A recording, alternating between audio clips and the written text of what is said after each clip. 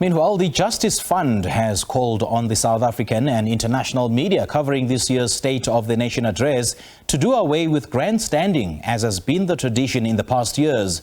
The fund urges the media not to give airtime to politicians' clothing, not to cover red carpet walks, and for conscious politicians to refuse to walk on the red carpet given the crisis in the country.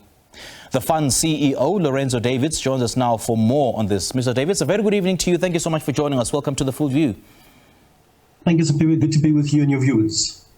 Now, I suppose it's so refreshing to celebrate our own culture, fashion and designers here at home by our politicians and public office bearers donning those beautiful outfits at the State of the Nation address. But I guess this year is not the right time to strike a celebratory mood, isn't it? So just take us through why you have made this call. Yes, and people, I think it's based on the ethical model and moral framework of our democracy. Our Constitution calls us to build a sound democracy, to build a base in which everybody can celebrate, live and work. Today, we have a political class that parades clothing on which they wish to be questioned and interviewed and photographed, which is completely unacceptable given the state of our democracy. And that's the big challenge we sit with. We have no problem with people dressing up, if that's what they wish to do. But at this sacred assembly of our constitutional democracy, we need to show more respect for what the business of that democracy is all about. And what that assembly is there to do is to hear about the future of the next parliamentary cycle, what's going to be happening, not to parade clothes, not to turn this into an Oscars or Grammy event. This is not a red carpet moment. This is a solemn, contemplative moment in our democracy.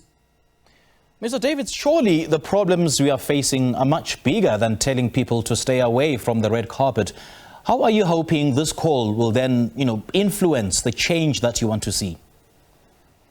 Stephen, for our political office bearers and those members who serve us, the messages that they convey is all important to the watching public. We have 30 million people in this country who are at risk and live in extreme poverty. We have over 18 million people who live below the food poverty line. None of those people will be able to afford, see and experience that which our politicians are showing us. That's not an ideal to strive for. In this particular country, we have 18 million people, almost 20 million people that live in extreme poverty. Some people, do you know that the total voters that voted for the ANC and DA in the last general election is somewhere around 13 million. Mm-hmm. So more people live in absolute poverty than what voted for the two biggest parties in our democracy. There is a disconnect in our political discourse between our representatives and the people. And nothing is more stark of that disconnect than a group of some 400 politicians arriving to display what they're wearing to the public and to be questioned about it. It is immoral. It defies the ethical framework of our democracy. You've just raised the issue of, morality when it comes to this particular issue. And I want us now to focus on the part of your statement that by politicians dressing down, as it were, they would be, sharing the pain of the people that they purport to lead, isn't it? So how accurate is this assertion, though? We have the EFF, for instance, which took a decision to wear red overalls, ostensibly in solidarity with the low-paid workers. So from what you've observed, will the choice of outfit reflect the work that is done on the ground? No, we're not saying that clothing, represents the work that's being done. And in many cases, the EFF is not a good example either. What I'm saying is that at a SONA event like this that we are experiencing annually each year, we need to see our politicians not make their clothing and the red carpet the center of the discourse. We need to be able to ensure that a politician walks up to be interviewed by the media needs to ask that individual questions about what is your agenda for 2023? What is your position on the energy crisis? What is your position on unemployment? What is your party standing for and expecting out of this SONA? Not post-SONA, when they arrive. So that's the focus of the message, not this display, this gregarious display of clothing and dress and hat styles.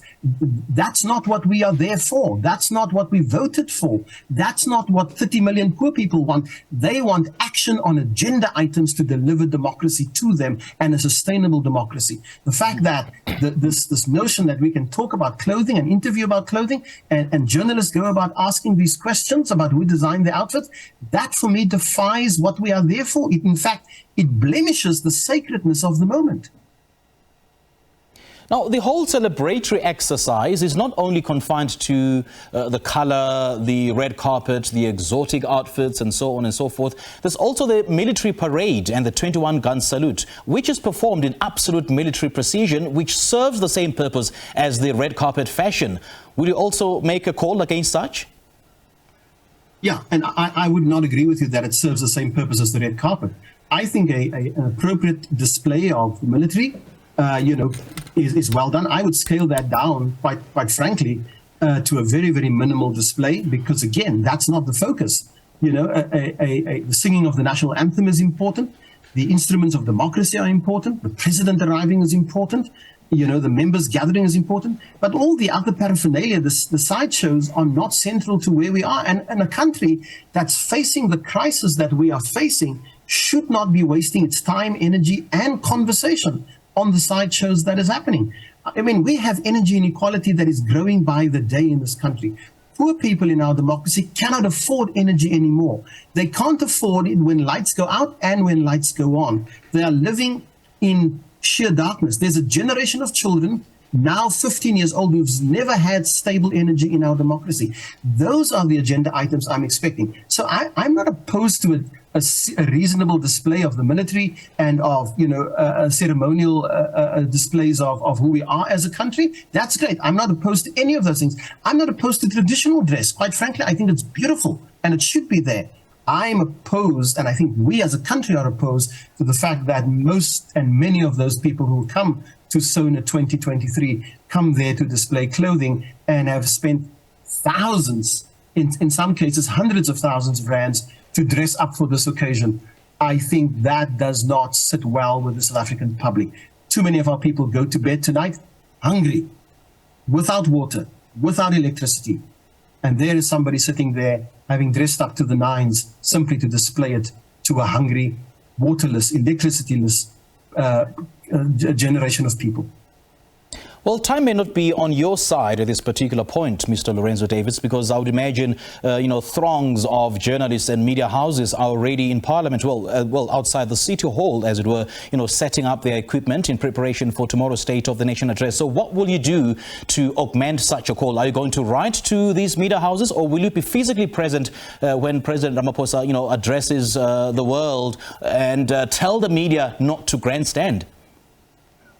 I've made the call to the media not to grandstand. I've used my social media platforms to grandstand. I'm sending out an additional message to the media on this issue to ask them. And I can only appeal.